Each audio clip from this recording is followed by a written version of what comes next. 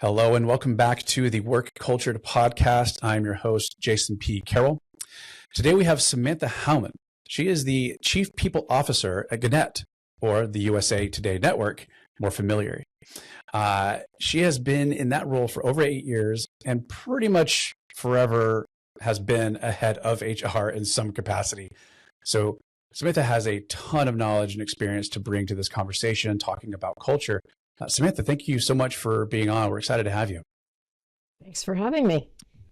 Why don't you give us just a quick high level who you are and how you ended up in this field and at this position? Sure thing. I often start that response with the fact that I think I came to this role through an unorthodox path. I spent much of my early career helping founders, helping entrepreneurs with a passion, a product, a service, work on how to build an organization to scale and make sure they could have the impact they wanted with their vision. Where I learned a lot of the aspects of what it takes to, put organizations together that were aligned to the purpose, resilient, able to adapt as, the entrepreneurial founder vision evolved with the market. Lot of learning on the way to more and more structure over time. So started in very small, early stage companies, got to medium-sized organizations that were regional and then national. And then I got purposeful about my career, about how to be a better global leader, a global citizen. So stepped into some business that led strategy and leadership development in the areas of strategic thinking, so I could work with some of the world's largest companies and provide value, but also learn a lot about how things were done in a lot of different places. And ultimately came to the formal chair of leading all aspects of HR. Much of my career was in technology-based businesses. I now have the privilege of sitting in this Chief People Officer role for a very large media company that is, it is global. A lot of our footprint is in the US, but we also own business in the UK and have workforce in other parts of the world.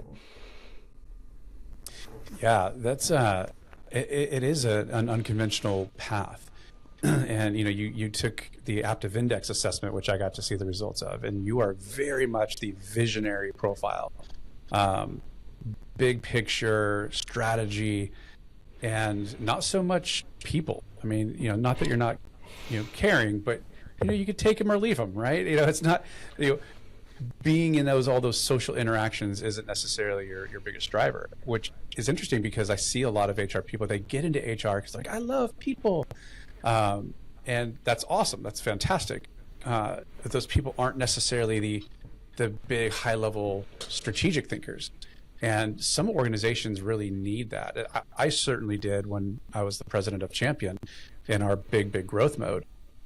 But yeah, that's just an interesting path because you had that strategic mindset. You were working with founders, which I assume your teams of 2, 3, 5, and now you're however many thousands. How has that been for you personally, experiencing just the massive difference? First of all, I want to share the link with the strategic. I'm a systems thinker. It's, I think about the organizational system all day long, all the pieces and how they fit together and work together or do not, right? How do you identify talent that's needed to lead and operate in your business based on what that business is about, what phase it's in, where it's going? How do you reward people? What are the key cultural messages? I certainly know the building blocks, but there's not one playbook.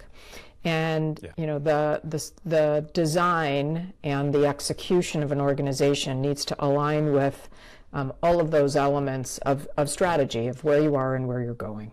I'm very much a future-focused person, right? What's ahead on the road and how do we make sure we're ready and adaptive and frankly we can be fuel for the journey.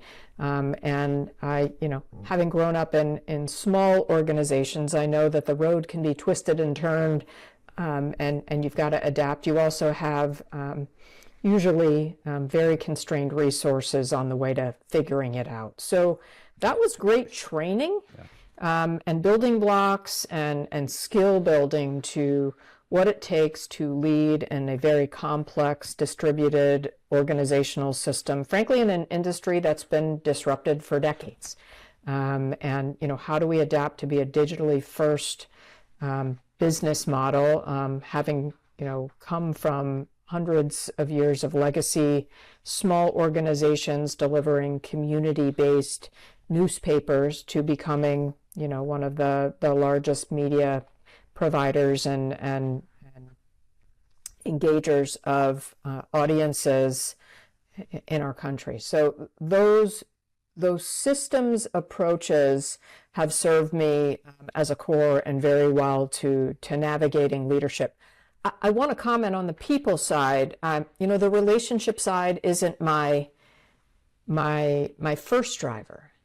That was learned. And it is so core to what I do and the value proposition, I think, of what I bring personally, which is balancing all the levers and the data and the decisions, which are hard and fact-based, to how are people going to react and engage and support or not, and how do you, keep people feeling seen and heard and valued.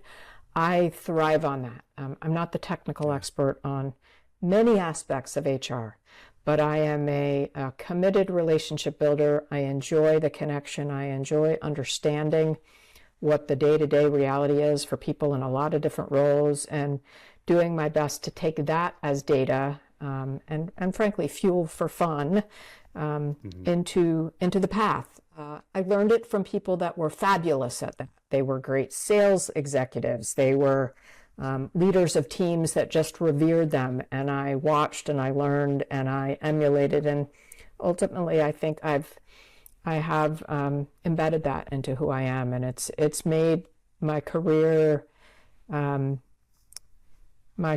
fulfillment so much higher. I value both equally. That's awesome to hear.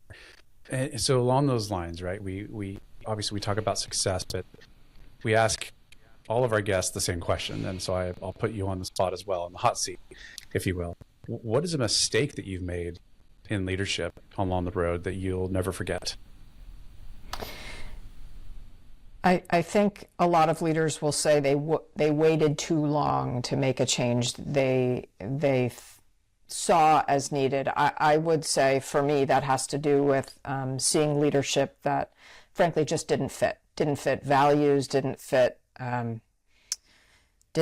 performance needs, didn't fit skills. I've made mistakes in over-investing, in maybe being overconfident that I could change the situation. It's happened to me more than once. You learn about your blind spots, but in particular, fairly early on in my leadership career, director level, I saw some what I would just characterize as, out of the norm behavior that made sense for our company. And I was too slow to call it and say that this just isn't going to work. It doesn't align with all that I am teaching and measuring. And I didn't escalate. I was overconfident, and I was not bold enough to call it early. And those moments are destructive. You have that visibility of a senior leader. It becomes toxic. People don't trust your judgment if you're saying one thing and seeing another, and not calling it. And it requires quite a bit of courage. And I've learned from that. We all still maybe wait a little too long, but I'm pretty strong in my point of view and what's required. We all have bad days. We all misstep on things, but where you see a real mismatch of leadership values and behaviors, especially in this job, it's critical to call it as you see it and see if it's fixable, and if it's not, do not wait. It hurts. Right. Yeah. I agree, and that's very relatable. I've definitely made similar mistakes, just waiting too long. I want to ask you, because of your unique background and how you got to where you are, the importance of culture, I assume, is there no matter founder level, small company, or big, massive company. are there any aspects that you would say about culture that are nearly identical regardless of size, and or what are some that you've seen are actually pretty different? Wow, aspects of culture related to size. You know, I'm not sure how to answer that. The elements of culture, I've done culture assessments. I've analyzed cultures, and you know, early in my career as part of my consulting experience, and you know, there are common elements in terms of values and leadership heroes and stories and rituals and performance expectations. I could go on the categories. The setting, physical space, those elements of analysis are constant and, you know, put through a rigorous review methodology, and of which there are many. There's a way to assess cultural health and balance and alignment and risks and sore spots. What I would say is the pace and the discipline embedded in the culture can be very different. That, you know, how quickly decisions get made, how mistakes are handled, the level of review and consensus needed is much larger in a larger system, not because you want to be bureaucratic and slow, but because there are more stakeholders and there are more connections in the network that need to be considered. Those elements of culture do relate to size. But to me, the constant is aligning the cultural aspirations appropriately to the business model, the business phase, not just size, right? I mean, we're a large company, but we've been, you know, consolidating over the years I've been in this role. That is aligned to where we're going as a digital first business versus a print business. You need to be more nimble. You need to make decisions more quickly. You need to innovate. You need to, frankly, make some more mistakes to go fast, to learn quickly. That's a shift in culture. And it's not related to, you know, just to size. It's related to phase of transforming the company at the appropriate pace to, you know, adjust to a different competitive world. Yeah, you say that it's not related to size, and you're right in terms of need, but not all companies get that. There are large companies that they cannot figure out how to pivot and how to do those rapid changes, and you end up seeing them struggle and fail as a result. I'm curious what challenges, especially around culture, have come up because of the shift from print to digital. You know, I would assume people that have been in the company for a long time, they know print. They measure their worth and their value at their job based on what they know. And now, over the last, you know, however long, decade or so, you've seen a complete shift. Has that caused major challenges? Of course. Let me try to bring it down to a practical level. We, you know, in each year of your job, right, you think about what's important to deliver, what your goals are, how you're going to be measured. We all do what we're paid to do, right? We perform against a set of expectations, written or unwritten. It's what drives our behavior. Most people realize that, but even for some, it's subconscious. In a fast-changing business model, you have to question your value, your performance, your output differently. The bar keeps moving, right? Just like in a small entrepreneurial early stage company, the conditions are changing rapidly. That's what's happening in an industry going through this level of consistent change, you know, driven by consumer preferences, driven by technology, so many disruptions. It requires self-awareness at the individual level to understand that what was good this year isn't good enough next year. even though you might be a top performer and you've honed some incredible skills and outputs, the bar's moving and the company's moving because the consumer's moving, the customer's moving, the industry's moving. And so adjustment means being very self-reflective, being open to ongoing growth and being uncomfortable.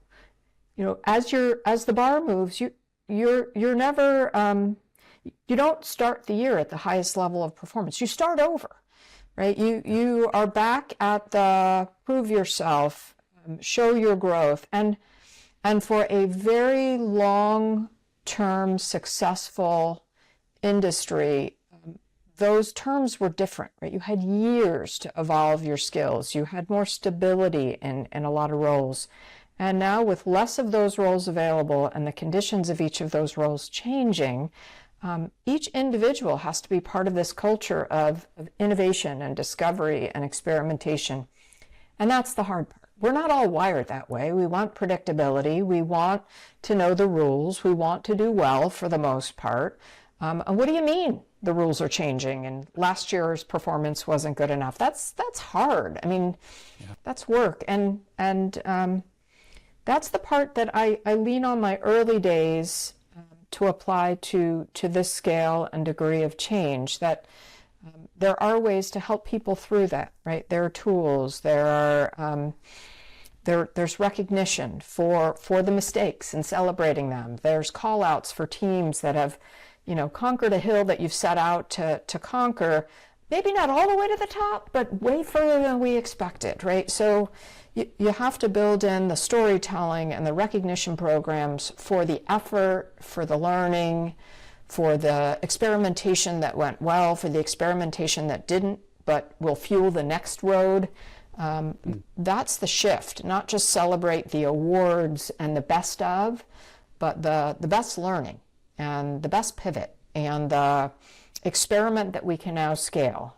And you have to do that all while you're running a business that still depends on some old process as well to deliver on the core product, which is, reducing over time. It's a balancing act. The trade-offs is, you make trade-offs every hour in a very small business. Thinking about a large company and our resources and thinking in terms of trade-offs at that level, it is part of the cultural shift, right?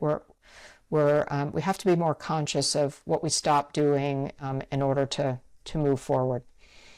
Hopefully that gives you some insight. It absolutely does. What you said is quite profound, actually. A lot of times we struggle to take these high-level concepts and make them practical. But in a large organization, to have this culture shift of recognition, go from, hey, you exceeded all of your expectations, to now we just changed the target and you're off target, but you learned and we're celebrating it just as much. I mean, that's pretty disruptive in the best sense of the word. That hats off for that. That's really incredible. It requires really resilient people.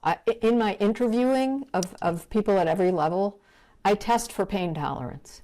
I test for, how much learning do you really want to do? Because this is, it's not for the faint of heart. It's an immense place to build your skills and your learning and facing challenge and accomplishing things under challenging conditions. And to me, that's the best career training, but it's not for everyone. You're right. Okay, so I love what you just said about resilience, right? My new startup, we measure hardwiring, but what we don't measure is that social and emotional intelligence, resilience, empathy, perspective taking, stress tolerance, pain tolerance, as you just put it. How are you effectively figuring that out in that interview process?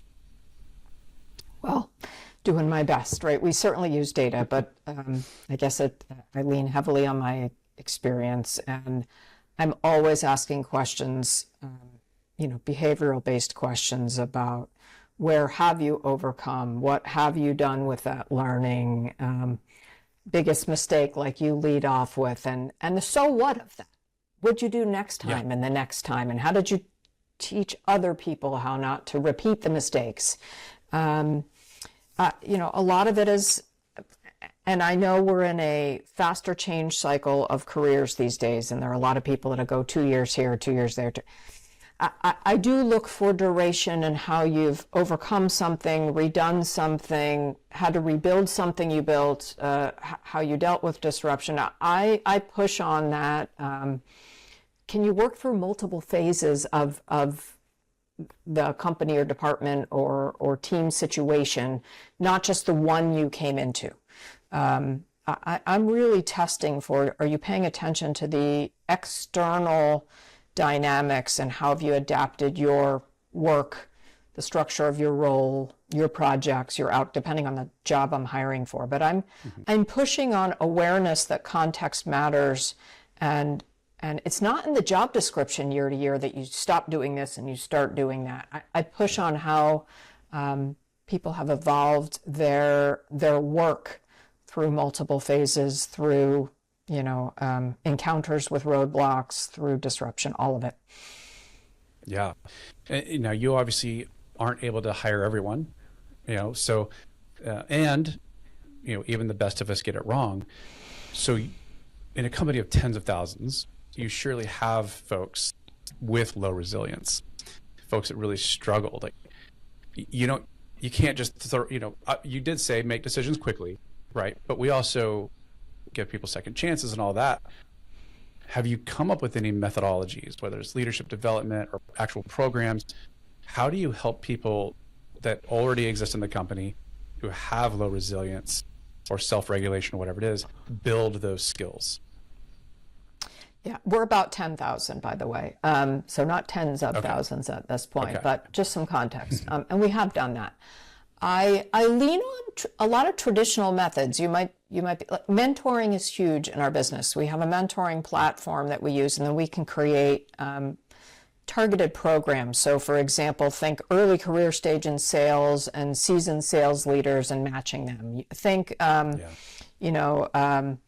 first-time managers and people that are just a level or two above that and what they learn. So we do some really creative, targeted mentoring programs, which require self-selection, raising your hands to be part of it. But, we are, first we want to assess, is there willingness and openness to learning?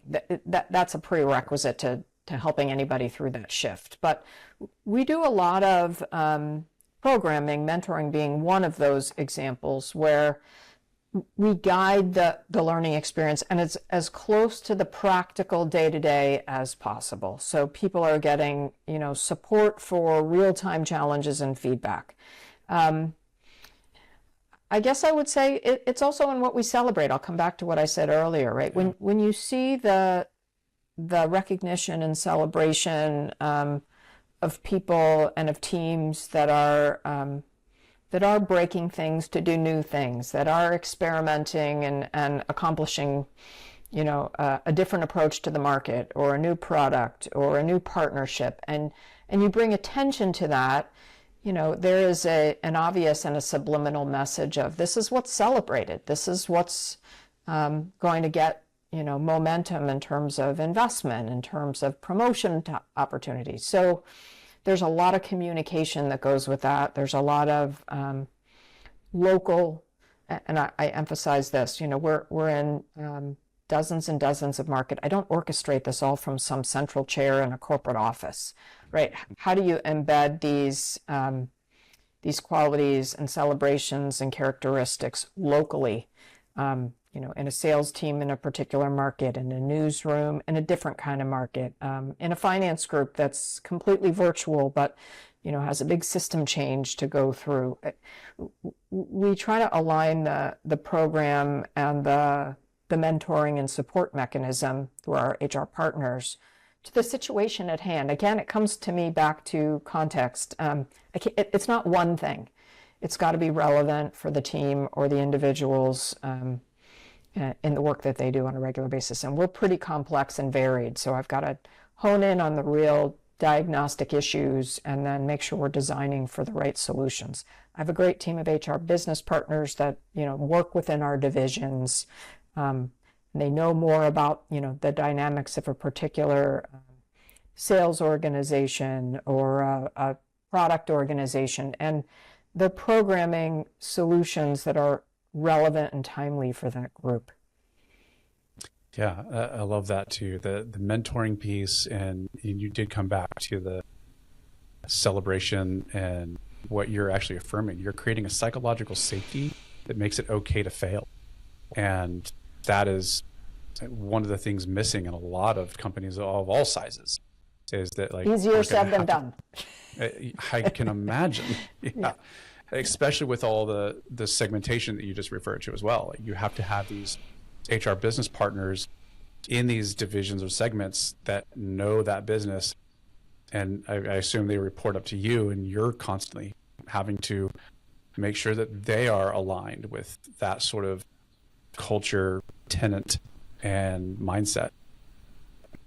I set the tone. We have a structure under me that's, more and more business expert as you look at where these folks are situated. But I set the tone of what's expected and what we're trying to achieve. Yeah. Is the mentoring platform that you use something that you really like that you'd share as just like a pro tip for Mentor IQ? So I take no credit for the incredible tools and assets we have and platforms. I have, one of my fantastic leaders is, I say her superpower is really finding the most scalable, useful technologies and tools that put the learning assets that we have into the hands of our people and leaders. And she helped find Mentor IQ, so we're able to customize these programs, again, aligned to need, without needing a team of people managing mentoring program. I don't have anybody dedicated full-time to doing that. Yeah. Yeah, no, that's great. I always love being able to share good resources like that with the audience. All right. Well, before we kind of move to the shameless plug piece, is there anything that you really has sparked your knowledge and expertise that you just want to make sure you get out there as it relates to all of these topics of mentoring, making it okay to fail, psychological safety, resilience? Like, is there anything you wanted to come back to and kind of put a period at the end of that sentence as pro tips for us listeners? I'll riff for a second here. I get my inspiration and insight by learning, right? I'm a learner, so I'm constantly reading a variety of sources. I spent a year in a behavioral economics expert team doing scenario planning. I really encourage people, it's kind of the foundations to EQ, to really study the Daniel Kahnemans of the world and understand the challenges we have in making decisions as human beings. That's all part of how you make decisions in business, and how you need to compensate for your own blind spots and leverage your strengths to the highest level. I believe deeply in strengths-based development, so things like StrengthsFinder, all these elements of EQ. I'm always encouraging people to read way beyond their core topic of role or interest, and just get, again, the systems thinker. There's signals out there in so many different ways, and to network from the earliest days. Meet people of all different backgrounds, learn about them, be curious. Those things build EQ. They build insight in how other people, are facing the world and the challenges you don't see on the surface. The more you're fueling your own network of people informing you, sharing their perspectives, the stronger you'll be, as a contributor, as a professional, as a leader. I've got grown kids in the workforce.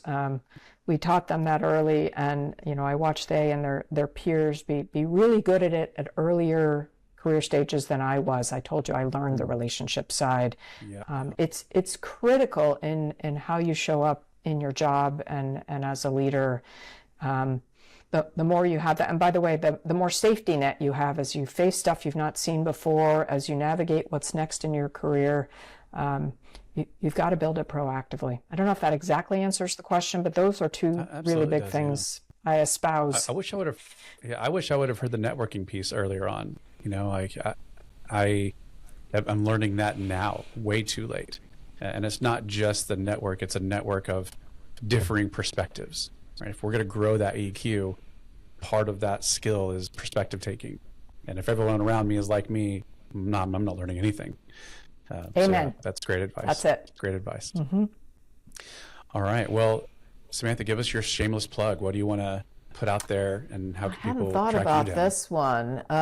My shameless plug. Well, I'm going to be on a promotional video for Peloton, because we've got corporate benefits through Peloton, and I am a big fan. It's helped me manage my health and stress over the past 5 years.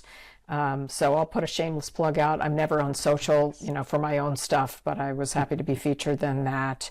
I'll put a shameless plug for the incredible work our team does every day and across the USA Today network to inform people about what's important in their communities. And I'd really ask people to seek out, sources of truth for and a variety of sources as they navigate what's important to them in the world and the places that they live and the things they enjoy doing. So please, be a consumer, and I guess those would be my two things for today. Thank you so much. Let's end with our quick fire, this or that. We'll start off silly and easy. iOS or Android? iOS. Okay, well then within that, Google Maps or Apple Maps?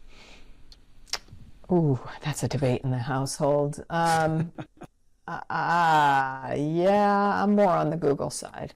Okay. Spend money or save money? I've been a saver a long time. I'm getting better at the spending. Just enjoying things along the way. Worked hard for it. Yeah. So save it first, spend it later, but don't wait too long.